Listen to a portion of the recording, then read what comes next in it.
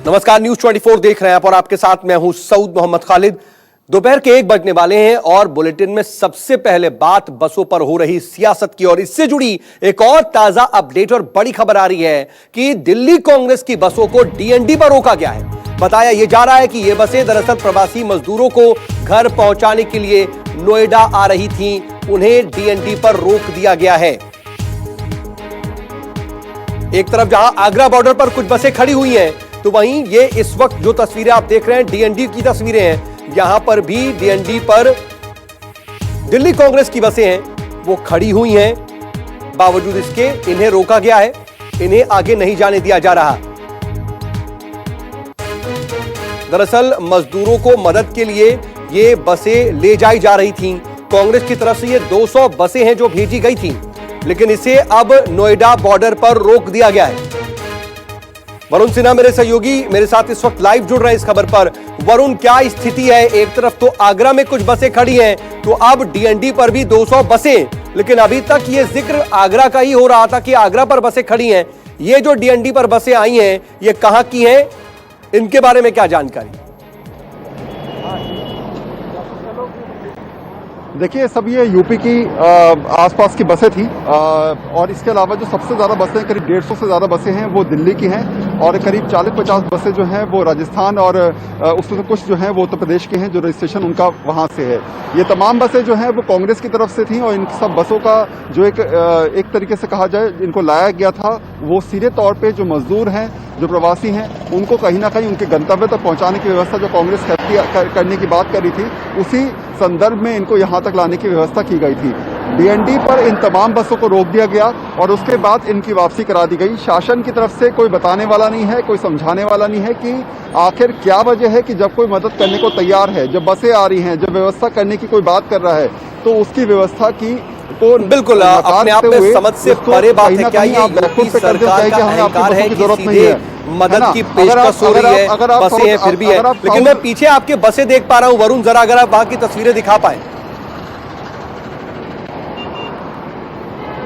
बिल्कुल, देखिए मेरे लेफ्ट साइड में अगर आप देखेंगे तो आपको जो है वो यहाँ पर काफी सारी बसें नजर आएंगी। इसके अलावा दूसरी तरफ अगर मेरे कैमरामैन आपको दिखाएं तो यहाँ भी लंबी चौड़ी जो लाइन है वो आपको बसों की नजर आएगी। तो इस समय डीएनडी पर लगातार आपको जहां भी आप देखेंगे तो केवल आपको बसें नजर आने वाली हैं। 200 से ज्यादा बसें जो हैं वो इस समय डीएनडी पर मौजूद हैं। सभी को वापसी करा दिया गया। हालांकि काफी देर तक कांग्रेस के कुछ नेता यहां पर पहुंचे भी, उन्होंने बातचीत करने की कोशिश भी करी।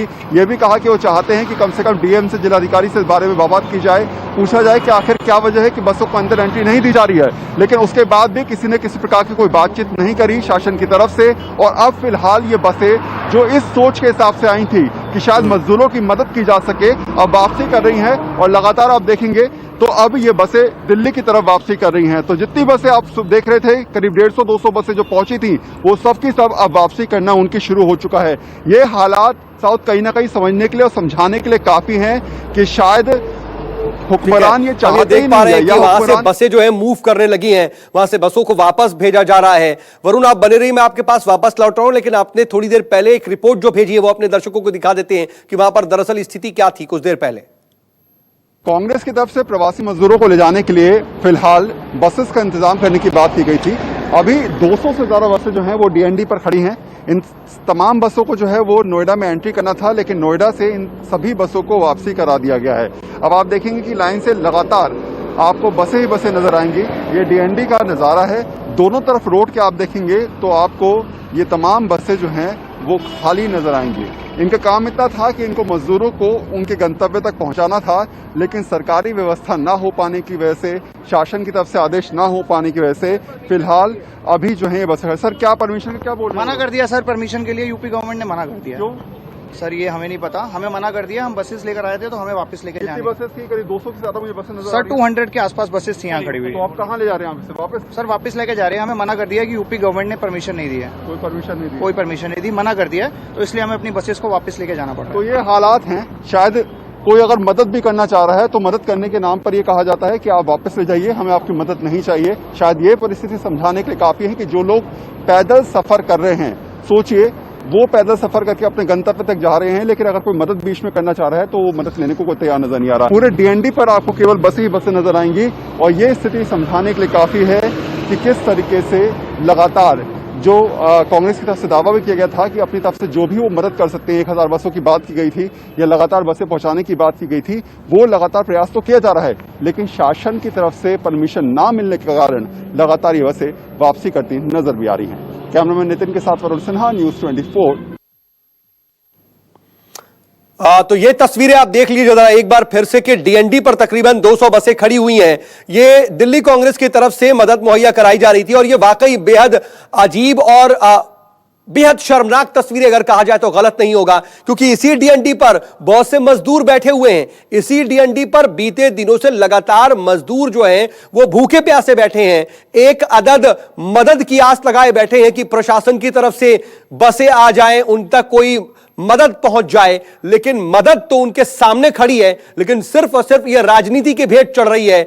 ना उन्हें मदद मिल रही है, ना बस मिल रही है, मिल रहा है तो सिर्फ और सिर्फ झूठा आश्वासन, और उस पर दोनों ही पार्टियां चरम पर राजनीति करती हुई नजर आ रही हैं। वरुण मेरे साथ, मेरे सहयोगी डीएनडी से बने हुए हैं।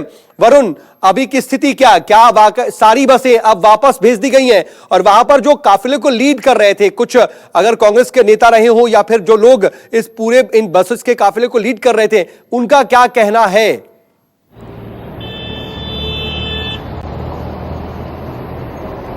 देखिए, बसें जो हैं वो लगातार वापसी कर रही हैं। अब जितनी बसें यहाँ से गुजर रही हैं वो आप देख रहे होंगे, लगभग जो है वो नोएडा से यूटर्न करके बसें वापस दिल्ली जा रही हैं। और लेफ्ट साइड में आप देखेंगे तो लगातार आपको एक के बाद एक बसें जो है वो आगे मूवमेंट करती नजर भी आएगी। तो सीधे तौर पे कहा जाए, जो आप कह रहे थे ना कि कहीं ना कहीं जो है वो झूठे आश्वासन, बेसिकली झूठे आश्वासन की बात नहीं है। यहाँ कोई आश्वासन देने वाला ही नहीं है, यहाँ कोई कहने वाला ही नहीं है कि हम आपके साथ खड़े हैं, यहाँ कोई ये कहने वाला नहीं है कि हम आपकी इस परेशानी में आपको गंतव्य तक पहुंचाने का प्रयास करने वाले हैं। हाँ, ये कहने वाले जरूर हैं कि अगर कोई मदद करने को तैयार है तो उसकी मदद को कैसे ठुकराया जाए, उसको लेकर स्पष्ट रणनीति है कि अगर आप 200 बसें किसी की मदद के लिए भेज रहे हैं तो उन बसों को वापस कैसे लौटाया जाएगा, ये साफ रणनीति के तहत देखा जा चुका है। अब आप देखिए कि अगर ये 200 बसें जाती और ये 200 बसें अगर उन मजदूरों तक पहुंचती, उन लोगों तक पहुंचती जो लगातार पैदल चल के आगरा की तरफ जा रहे हैं, जो मथुरा की तरफ जा रहे हैं, जो झांसी की तरफ जा रहे हैं, जो बुंदेलखंड तक जा रहे हैं, 1000 किलोमीटर का सफर तय करके जा रहे हैं, आप खुद सोचिए कि उनके लिए कितनी राहत की बात थी। ये तकलीफें में खड़े, ये जो तस्वीरें हैं, हमें लोगों तक पहुंचाते वक्त भी तकलीफ होती है कि किस तरह की राजनीति होती है। और कल भी परिवहन विभाग ने यूपी के इतनी सघन जांच की थी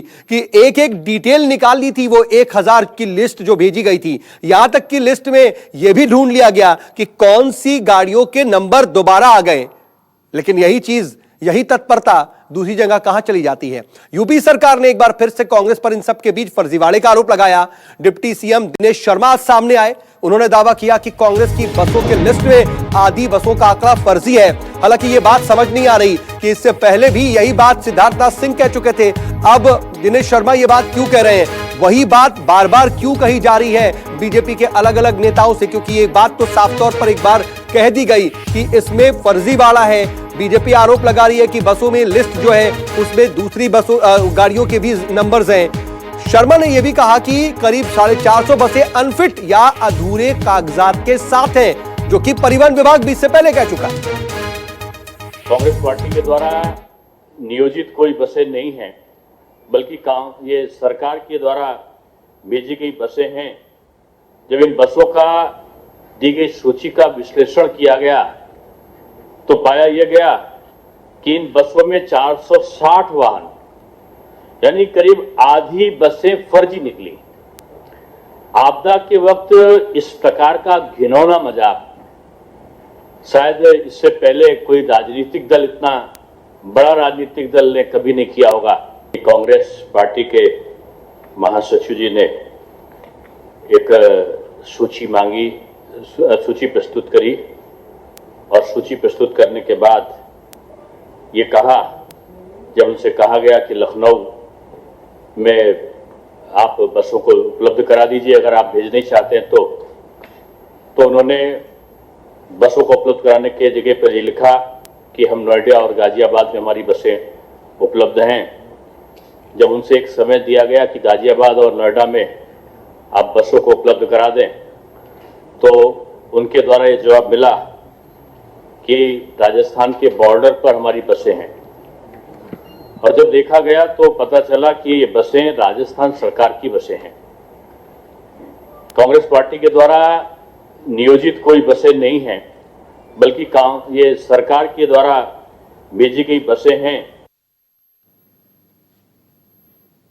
तो दिनेश शर्मा ने कुछ इस तरह से सामने आकर के आरोप लगाया, लेकिन इन सब के बीच एक और तस्वीर भी सामने आ रही है कि बॉर्डर पर जो बसें खड़ी हुई हैं वहां पर कहीं ना कहीं जो तमाम मजदूर जो ड्राइवर है वो भी परेशान है, कह रहे हैं खाने को नहीं। लेकिन इन सब के बीच अब बीएसपी सुप्रीमो मायावती भी बीच में कूद पड़ी हैं और उन्होंने कांग्रेस और बीजेपी पर निशाना साधा। मायावती ने ट्वीट करके दोनों पर सियासत करने का आरोप लगाया है। मायावती ने क्या ट्वीट किया वो आपको दिखा दे। उन्होंने लिखा, पिछले कई दिनों से प्रवासी श्रमिकों को घर भेजने के नाम पर खासकर बीजेपी व कांग्रेस द्वारा जिस प्रकार की घिनौनी राजनीति की जा रही है ये अति दुर्भाग्यपूर्ण है। कहीं ऐसा तो नहीं ये पार्टियां आपसी मिलीभगत से एक दूसरे पर आरोप प्रत्यारोप करके इनकी त्रासदी पर से ध्यान बांट रही हैं। और जैसा कि हम बता रहे थे कि एक दूसरी तस्वीर भी देखने को मिल रही है कि राजस्थान बॉर्डर पर जो तमाम बसें खड़ी हुई हैं उसके ड्राइवर परेशान हैं। यूपी बॉर्डर पर खड़ी हुई जो बसें हैं उनके ड्राइवर परेशान हैं और वो ये कह रहे हैं कि कल से खाने पीने को कुछ नहीं मिला उन्हें, कल से उनके लिए कोई इंतजाम नहीं हुआ है। आप बस के ड्राइवर हैं? हाँ जी। तो आपको कितना टाइम हो गया यहाँ बॉर्डर पर आए हुए? कल आए थे 3 बजे।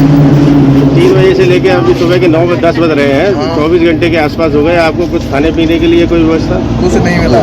कितनी बसें लगभग यहाँ पे आपके सहयोगी आपके साथियों खड़ी हैं बॉर्डर पर? कम से कम 500 बसें तो हैं। और वरुण सिन्हा मेरे सहयोगी लगातार मेरे साथ बने हुए हैं, डीएनडी पर इस वक्त मौजूद हैं। वरुण, जरा हम डीएनडी के हालात से आपसे जानना चाहेंगे कि अभी क्या है। क्या हम ये मान लें कि जो बसें कांग्रेस की तरफ से यहां पर 200 पहुंची थी, अब कम से कम मजदूरों को वो मदद नहीं मिलेगी?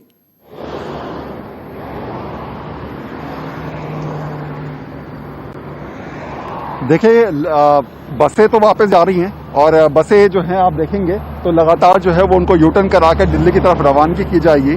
अब आप एक बात बोल रहे थे कि मदद आखिर कौन करना चाहता है कौन नहीं करना चाहता, इस पर सवाल है। जब आप मदद के लिए साइकिल भी ना भेजें और दूसरा जो है वो बस भेज दे तो हाय तौबा मचाने की जरूरत क्या है, ये समझ में नहीं आता। पहली बात ये कि अगर व्यवस्था करने की बात की जा रही है, कंबाइंड जॉइंट एफर्ट भी हो सकता है। अगर आप चाहें तो सब मिलकर भी काम कर सकते हैं, जो पैदल चल रहे हैं उनकी मदद भी कर सकते हैं, लेकिन फिलहाल स्थिति वैसी नजर नहीं आ रही है। आप यकीन नहीं मानेंगे, पिछले 5-7 दिनों में एक स्थिति जो सबसे क्लियर नजर आई वो ये कि व्यवस्था समझाने वाला बताने वाला कोई नहीं है। आखिर किस मजदूर को कहां से बस मिलेगी, आखिर किस मजदूर को किधर से जो है वो ट्रेन मिलने वाली है, आखिर रजिस्ट्रेशन का प्रोसेस क्या है, आखिर कौन सी वेबसाइट पे जाके वो मजदूर अपना रजिस्ट्रेशन बताए। जिस मजदूर के पास मोबाइल तक नहीं है वो आखिर वेबसाइट पर रजिस्ट्रेशन कैसे कराएगा, जिस मजदूर के पास मोबाइल नहीं है वो आखिर किस तरीके से बताएगा कि उसको कहां पर किस तरीके से जाना है, कौन से नंबर पर फोन करना है, कौन से टोल फ्री नंबर पर बताना है। किसी के पास कोई जानकारी है नहीं है, कोई बताने वाला नहीं है। पुलिस वालों के पास जाओ तो ये कह दिया जाता है कि आप इधर से नहीं उधर से उधर जाके बात करिए, उधर से नहीं उधर जाके बात करिए। तो ऐसे हालात में अगर ये राहत 200 बसों की राहत अगर मिलती है, कोई आता है और कहता है कि हम आपके गंतव्य तक पहुंचाने की व्यवस्था कर रहे हैं, तो उसको नकारना कहीं ना कहीं खुले में राजनीति करने वाली बात है। आप देखिए तो ये तस्वीर आपको समझ में आ जाएगी। देखिए करीब सारी की सारी बसें खाली हैं, सब की सब खाली बसें आपको देखेंगे। एक व्यक्ति केवल ड्राइवर बैठा हुआ है, कंडक्टर बैठा हुआ है और इसके अलावा खाली बसें केवल दौड़ रही हैं। इस उम्मीद के साथ दौड़ रही हैं कि शायद ये हो जाए कि इसमें किसी को बैठाकर उसके घर तक उसको पहुंचाया जाए। इस उम्मीद के साथ चल रही हैं कि शायद हो सकता है कि शासन की तरफ से आदेश आए और फिर जिस मुहिम में जिस उम्मीद के साथ इनको सड़कों पर उतारा गया है ये वो पूरी करते नजर आए। लेकिन फिलहाल वो स्थिति नहीं है, सबकी सब वापसी कर रही हैं, सारी बसें लगभग अब यहां से। ठीक है वरुण, मैं आ रहा हूं आपके पास। इस वक्त यूपी के ट्रांसपोर्ट मंत्री क्या कुछ कह रहे हैं वो जरा सुनवाते हैं। में तो उसी समय उनको ये चिंता होनी थी, उनको आना था और ये कहना था कांग्रेस पार्टी को कि हम भी इसमें पार्टिसिपेट करेंगे, लेकिन उस समय तो उन्होंने कहा नहीं। इसलिए उनका उद्देश्य सिर्फ 2 दिन पहले यहाँ आना और ये कहना कि हम बस देना चाहते हैं, ये सिर्फ इसलिए किया क्योंकि योगी आदित्यनाथ सरकार ने उत्तर प्रदेश के जनमानस में अपनी एक ऐसी छवि निर्मित की कि भरण पोषण भी जनता का किया जा रहा है, जनता को भोजन वितरण हो रहा है, भोजन पैकेट का वितरण हो रहा है, राशन वितरण हो रहा है, जिनके राशन कार्ड नहीं बने उनको भी राशन दिया जा रहा है। असंगठित क्षेत्र के जो मजदूर हैं उनको 1,000 रुपया योगी सरकार पहुंचा रही। जब ये चारों तरफ से आवाजें उठने लगी कि योगी सरकार ने इस लॉकडाउन पीरियड में सुव्यवस्थित और संगठित कार्य किया है जनता के हित में, तो योगी जी की छवि जब इतनी ऊंची दिखाई दी तब जाकर 2 दिन पहले ये आज मार्केट में आ गए हैं और ये इतना शोर मचा रहे हैं। मैं ये कहना चाहता हूं, जो बसें लेकर खड़े हैं, जिन बसों की वो बात कर रहे हैं, उन बसों को पहले आने से पहले चेक तो कर लिए होते। अरे भाई, एम्बुलेंस का भेजा जाता है क्या? एम्बुलेंस में कोई कामगार आएंगे क्या? टाटा मैजिक में कामगार आएंगे क्या? ट्रकों में कामगार आएंगे क्या? ऐसे वाहनों में कामगार आएंगे क्या जिनका इंश्योरेंस नहीं है, जिनकी फिटनेस नहीं है? और हमारे कामगार हमारी संपत्ति हैं, हमारे कामगार हमारी निधि हैं, हमारे कामगार हमारे उत्तर प्रदेश के मालिक हैं, नागरिक हैं और उनके जीवन को जोखिम में नहीं डाला जा सकता है। तो उत्तर प्रदेश के परिवहन मंत्री अपनी सरकार की पीठ थपथपाते हुए और सवाल खड़े करते हुए कांग्रेस के लिस्ट पर, लेकिन सवाल इन सब के बीच ये भी कि अगर सभी एम्बुलेंस नहीं थी, कुछ बसें भी थी, तो उनका तो इस्तेमाल कर लिया जाता। और लॉकडाउन 4 के बीच है एक तस्वीर यह भी कि दिल्ली में लॉकडाउन में छूट के बाद सुबह से ही जगह जगह ट्रैफिक जाम लग रहा है और कालिंदी कुंज में भी इस वक्त भीषण जाम देखने को मिला। आज सुबह एक बार फिर से यहां पर बीते 3 दिनों से जबरदस्त जाम है और यहां पर मौजूद पुलिसकर्मी व्यवस्था को सही से संभाल नहीं पा रहे। जायजा लिया हमारे संवाददाता अमित कुमार ने। लॉकडाउन 4 के तीसरे दिन दिल्ली अब पुराने अंदाज में दिखने लगी है। मुख्यमंत्री केजरीवाल ने कई तरह की राहत दी और उसका असर अब दिख भी रहा है। अब इस वक्त हम खड़े हैं ओखला बैराज पर, जो कि दिल्ली का जो बॉर्डर है वो है वहाँ पर, और वहाँ पर आपको दिखेगा वो नज़ारा जो तमाम कम से कम 1 किलोमीटर लंबा जाम आपको यहाँ पर मिलेगा। दफ्तर खोल दिए गए हैं, सरकारी और जो प्राइवेट सारे तरह के दफ्तर खोल दिए गए हैं, तमाम चीज़ें खोल दी गई है और उसका असर आपको दिखने लगेगा। यहाँ पर तमाम गाड़ियाँ जो हैं, लंबी कतार, और ये जाम जो है करीब 1 किलोमीटर से लंबा जाम यहाँ से यहाँ दिखेगा आपको। अब मैं चाहूँगा कुछ लोगों से, आप यहाँ पे लंबे लंबे जाम शुरू हो गए यहाँ पे? हाँ जी। कितना लंबा जाम लग रहा है यहाँ पे? खुला है, अभी 2 दिन की राहत हुई है लॉकडाउन से। 1 घंटा हो गया यहाँ पे। 1 घंटा? हाँ, 1 घंटा वहाँ से यहाँ तक। लॉकडाउन में तो सब सड़कें खाली थी, अब सड़कों पे फिर से पुरानी दिल्ली जैसी दिख रही है। हाँ जी, हाँ जी। देखिए, राहत तो दी गई है। राहत के बाद जो गाड़ियाँ जो है जिस तरह चल रही है, मैं आपको दिखाऊंगा। तमाम लंबी लंबी गाड़ियों की कतार आपको यहाँ पर मिलेगी। 1 किलोमीटर से लंबा जाम जो है यहाँ पर नजर आएगा आपको। कॉपी जांचने के लिए निकले हैं? हाँ जी, हाँ जी। अब ये तो लोग निकलेंगे ही ना जब दिल्ली में राहत। डीएम का ऑर्डर है कि सख्त आपको पहुंचना वहाँ पर। ये तो राहत मिली है तो ये सब भी देखना पड़ेगा ना। तो नहीं तो घर से निकल चुके हैं। अब डीएम को ये भी तो देखना चाहिए ना जी, ये जो रोक रखे हैं यहाँ पर। देखिए, अपनी अपनी समस्याएं हैं, अपनी अपनी बातें हैं, कुल मिलाकर आप देखें तो लोग अब अपने अपने घरों से निकल चुके हैं और एक लंबा जाम ओखला बैराज पर अगर आप निकलना चाहते हैं तो आपको कम से कम 1 से 1.5 घंटे का वक्त लग रहा है और इसी 1-1.5 घंटे में लोग परेशान हैं, मुश्किलों में हैं। लेकिन कोरोना के वायरस के डर के साथ अब लोग अपने अपने काम पर भी लौटना है, क्योंकि लगभग 2 महीने से हर कोई अपने घरों में कैद था। तो अब असर है, पूरा दिल्ली जो है आपको एक तरह से सड़क पर दिखने लगा है। कैमरामैन अमित राय के साथ अमित कुमार, दिल्ली, न्यूज़ 24।